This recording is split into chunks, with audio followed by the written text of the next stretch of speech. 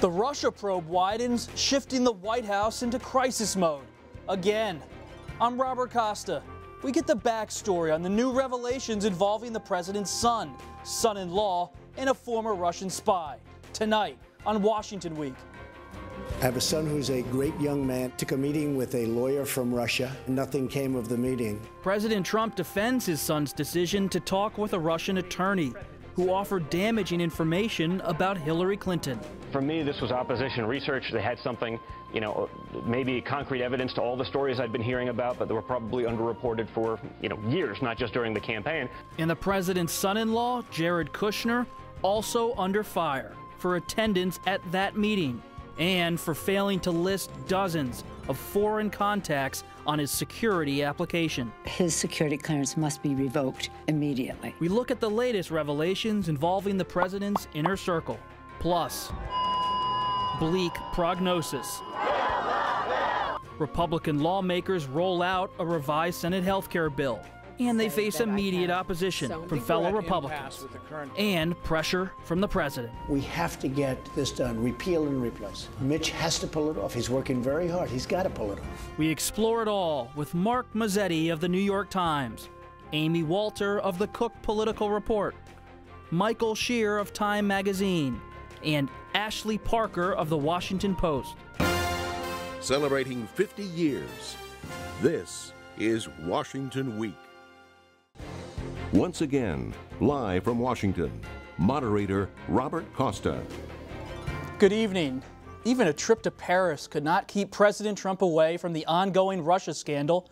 Under pressure, his namesake, Don Jr., released emails that revealed he was open to Russian assistance.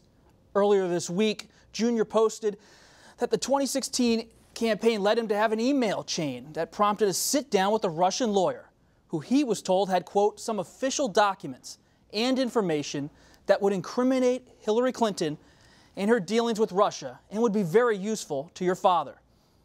Music publicist Rob Goldstone, who brokered the meeting with the Russian attorney, told the younger Trump that the information was, quote, very high level and sensitive information, but is part of Russia and its government support for Mr. Trump. Trump Jr. replied, if it's what you say, I love it.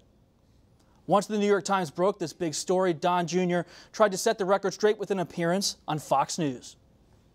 So as far as you know, as far as this incident is concerned, this is all of it? This is everything. This is everything. Special counsel Robert Mueller is reviewing the email exchanges as part of the broader Russian meddling investigation. And two congressional committees have invited former campaign chairman Paul Manafort, Don Jr., and senior advisor Jared Kushner to testify under oath about their contacts with Russia. Inside the White House, a case study in crisis mismanagement, according to your reporting. Ashley and Michael, we see a real big picture here after months and months of denials on the Russia story from the Trump White House. Finally, has this episode cracked open the whole controversy? Well, the message, the defense that President Trump has used for months now is that this is all fake news, that this is all bogus, that there's no substance to it at all. And what we have here is not only evidence that there was an intent to work with Russia to get information during the campaign. We don't know whether that actually happened yet, but also evidence that knowing that this email existed, this White House, these senior officials didn't put it out for weeks after they knew they had it. Jared Kushner didn't disclose it initially. He had two times he had a chance to disclose on his security clearance application this meeting. He failed the first two times. They say he did it the third time. And even this week, when they were asked by the New York Times about this, they kept changing their story. Even after Don Jr. says on Hannity, that's everything, we find out today that it wasn't everything. That there were other people in the room, including another Russian American who used to serve in the Russian military. So, the idea, one thing you really haven't heard much from this White House over the last week is that fake news thing. They've lost that defense because they haven't been able to come out and be transparent, and it makes it look like there's a lot more to come. And what's going on inside of the White House, Ashley? You have a team of lawyers, so many lawyers inside of the West Wing, and they still seem to be blindsided. Yeah, the situation inside of the White House is not good, to put it mildly. In sort of my reporting this week, I talked to one Republican very close to the White House who described it as a Category 5 hurricane. Another friend of the White House, Republican operative in close touch with everyone up to the president, described it as House of Cards, the dystopian Netflix series. And there's just a lot of mistrust and infighting. This is a White House that already, to begin with, on the best of days, infighting is sort of a core cultural value. And immediately when these emails came out, half of the thing, instead of trying to manage the problem, they all kind of turned on each other and were trying to figure out who's leaking, who gave this to the New York Times. And then further, you have these legal teams who are sort of siloed and feuding a little bit with each other. The president's legal team and his son-in-law Jared Kushner's legal team. They don't want the two men, understandably, talking with each other. There's just a lot of tensions. And then add that, you throw in the president's namesake son, Don Jr. He just hired his own legal team. He's now talking about getting his own PR team. And you're just having a lot of people who are not coordinating for reasons both legal and sort of cultural. And it's a really tricky thing to handle. And they were trying to handle it as they were on Air Force One. The president's flying back from his trip. And Mark, the New York Times broke this explosive story. Did the Times expect Donald Trump Jr. to release these emails? And what do you make of the news today that a former Russian spy was actually in the room last summer? First off, on Don Jr., we didn't know where the story would end up. As Ashley said, the story kept evolving over the weekend. The White House story, or the Don Jr. story, kept evolving. On Saturday, the meeting was about Russian adoptions. On Sunday, we approached them and said, well, actually, we know it was about Hillary Clinton, getting dirt about Hillary Clinton. And then the response is, well, everyone does this. And then the following day, we said, well, we know that it was actually based on a promise from the Russian government. And then finally, we said we were approaching them with the actual emails. We were going to publish them. And that's when Donald Trump Jr. Put his out a couple minutes before our story ran.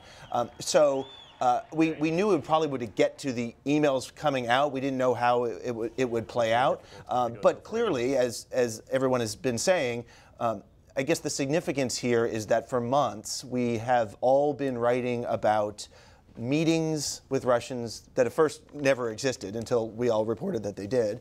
And then the question, though, was, what are these meetings about? And this question of collusion. Well, now here you have one meeting with actual people on an actual date where there was at least interest on the part of the Trump campaign in getting information, working with the Russians. And as Michael said, we all need to know what happened afterwards. So I think that is the significance. Without sort of saying this is going to be it, which it's not, it's significant. Now, on the question of the meeting and who were the participants, the wrinkle today was the added participant that hadn't been reported was a Russian-American lobbyist. He had served in the Soviet military actually he was a KGB unit inside the military hunting for spies inside the military.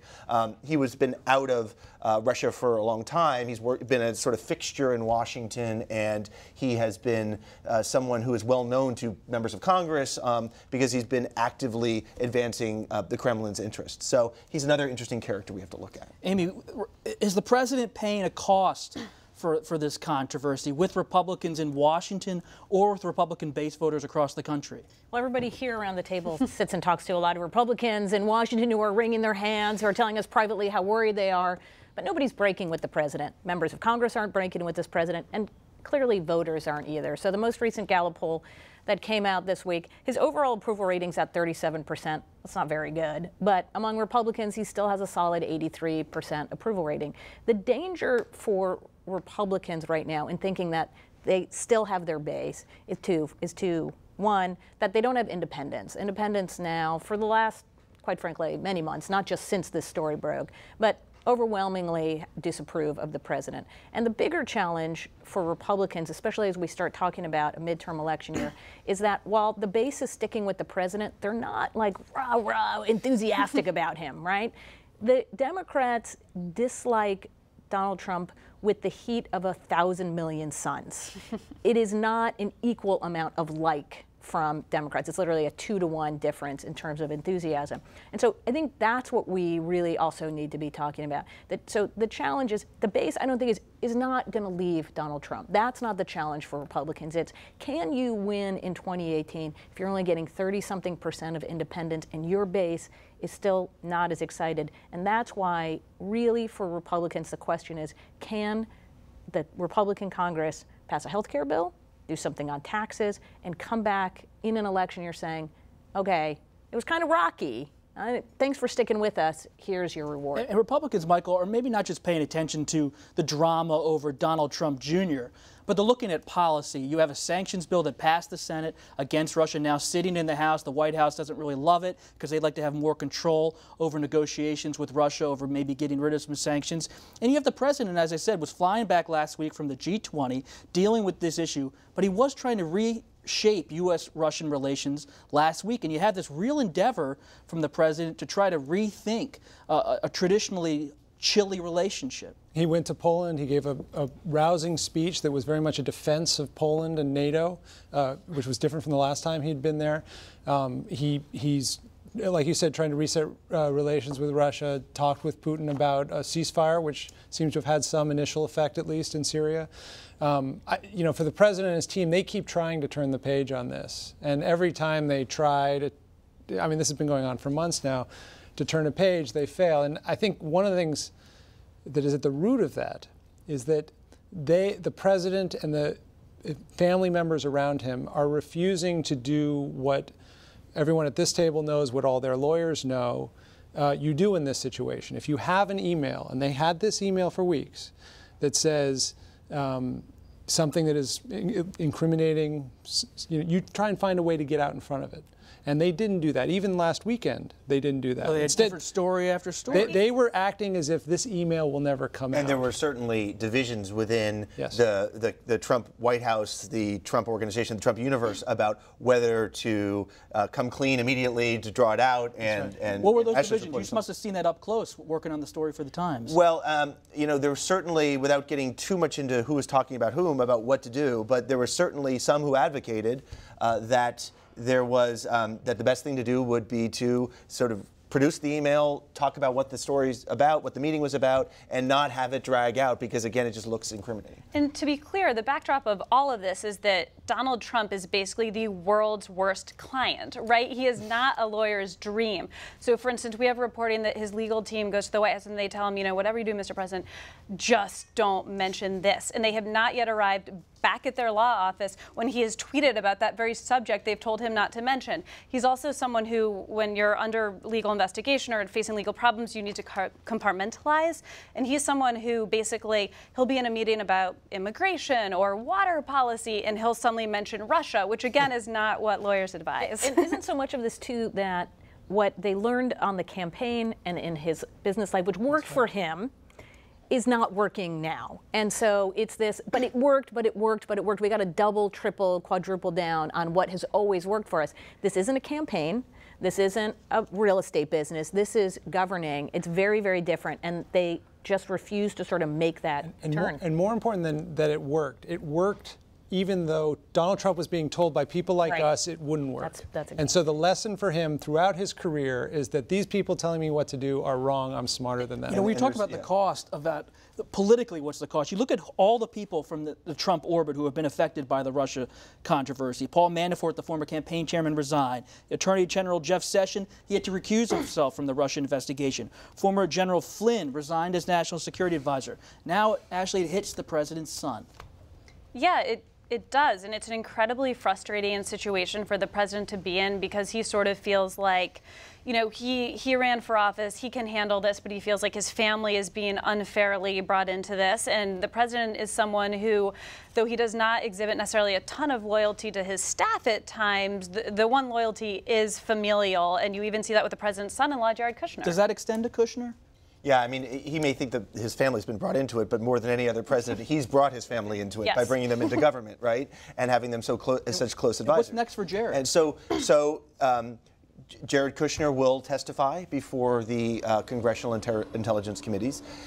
You know, of the players you mentioned, and then including a few others, you know, including Don Jr., Jared Kushner is a government employee. So there's legal implications for him not filling out his background clearance or continuing to having to update and not coming clean in the beginning. So there are implications. He's going to have to answer for why he didn't. And so the stakes are a little bit higher, not only because of the meeting that we're talking about now, this meeting that happened last June, but subsequent meetings that everyone's reported about in November and December, where he was meeting not only the Russian ambassador, but he was meeting with a banker, Sergei Gorkov, who's head of a bank under sanction, and there's been all this smoke about what was happening during the transition. So Kushner's been basically a player in all of these meetings, and that's why it's important. So Amy, if you're a Democrat, looking ahead to the 2018 midterm elections, do you now seize the Russia issue in a way they did not in that recent special election in Georgia? Yeah, I think if you're Democrats right now, what you're looking at still is that for the majority of Americans, these are the issues that are important to them. Healthcare and the economy. When you ask voters what your top issues, not Russia, believe it or not, Russia's right there with the environment. Okay, somewhere around like 12 or 13%. When is that going to change? I don't. It's that it is. I don't know that it's ever, because, and I think this is where, and Democrats are talking. When I talk to Democrats, they understand this too. Look, when it comes to what impacts your day-to-day life, this whole conversation we've had does not put food on the table, it doesn't get your kid to school, it doesn't take care of your health care. But the health care bill is going to be the biggest, most important vote that some Republicans have already taken, that Senate Republicans may take. This is the issue that Democrats, I think you're going to hear a lot about on the campaign trail, especially a bill that right now is polling at about 30% approval rating. There was something really fascinating that the president said on an on-the-record interview on Air Force One as he was heading to France. At the very end of that, he says, the Democrats are making a huge mistake. And he made the argument that by focusing on Russia, they were doing something like what they did during the campaign, which was make a character argument about the president. I mean, at the end of the campaign, it was about his treatment of women, things like that. And he ended up winning because voters cared more about the economy and things like that. And so I think it's very clear that not just the president, but other people in the White House, they're not in a happy place, but they still see this opportunity. Do we see this, Mark, Robert Mueller, the special counsel?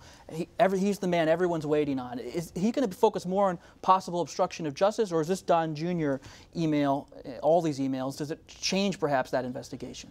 Well, what we know is there's not a whole lot we know specifics about his actual mandate, right? But we do know that his mandate will be to look at what happened last year during the campaign and any possible collusion, right? This meeting fits right into that, right? During the campaign, questions of collusion. So this would be squarely in what he's looking at. The question really is, how far afield might he go? Might he feel authorized to? And might he also, when he might run into real anger at the White House? I mean, remember, the president can fire him. But from these issues of campaign collusion spin out all sorts of different other questions. Financial ties to Russia, possibly.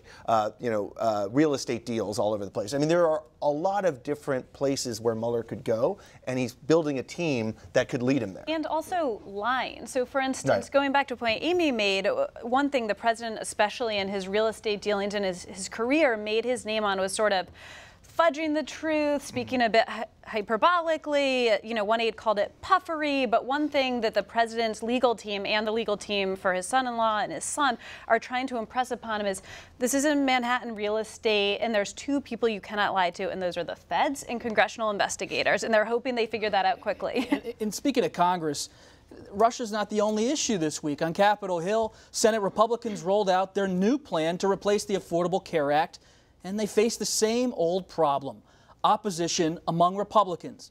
Moderate Senator Susan Collins of Maine and conservative Rand Paul of Kentucky both announced they will vote no on the procedural vote next week. Democratic Senator Patty Murray isn't a fan of the bill, but hard-right Republican Ted Cruz is. Well, they made their bill even worse, even meaner. It's not the ideal bill I'd like to pass. I suspect there may not be a single senator for whom it's the ideal bill they'd like to pass, but it does represent a bill that reflects the concerns expressed across the conference. The revised bill, which will be evaluated over the weekend by the Congressional Budget Office to estimate its costs, maintains some of the ACA's taxes for the wealthy, earmarks $45 billion for opioid addiction treatment, and keeps the previously announced rollback of Medicaid, which continues to be one of the biggest sticking points among Republicans. We could talk about Russia and Don Jr. all night, but we got to update on health care, Michael, because this is a key priority for the Republican Party for nearly a decade, and it hangs in the balance in the Senate. It does, and we didn't really get much closer this week than we were the week before. I don't think that means this is dead. It's still very much a live animal. And the reason is that McConnell is sort of systematically testing people here. And what he did in this version is he changed some of the regulatory stuff, won over an endorsement you heard there from Ted Cruz. He gave some regional candy to people, you know, for opioid treatment, some more money for rural states like Alaska. What he didn't do is touch the thing that is concerning a lot of moderates, which is the cuts in Medicaid funding compared to current law. And he still has space to address that. And I think what he's doing is setting up a situation in which he can focus his pressure one by one on, you know, the half dozen or more people who are still holdouts on the bill. What's the White House's role in trying to sell this bill? Well, going into this, it was very different than when the White House tried to get it through the House, when it was a, you know, full-out press and they were calling members into the Oval Office and really making a concerted effort to start. Mitch McConnell sort of told the White House privately, told Reince Priebus, back off, I want to do this on my own. So the person they've sent out the most, other than obviously their legislative affairs team, is the Vice President, Mike Pence. And he, you know, he's a former House member. He has some of these relationships. He has been working with members.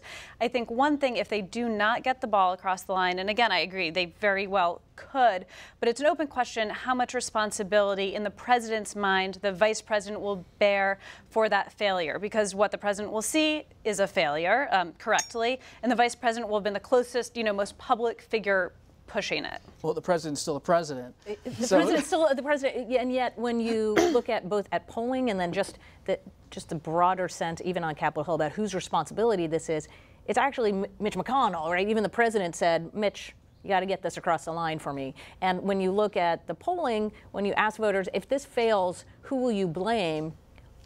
The majority pick Congress. They do not, very few, either among Democrats or Republicans, pick the president. So the president has delegated this to his folks in the Senate, and he's been very clear that he sees it as their responsibility to get him something that he can sign. But it's really important to, I don't think you can overstate this, that nobody is selling this bill. We talk a lot about process. We talk a lot about these holdouts. We haven't heard anything from Republicans about why this is such a great bill and who's out there selling it.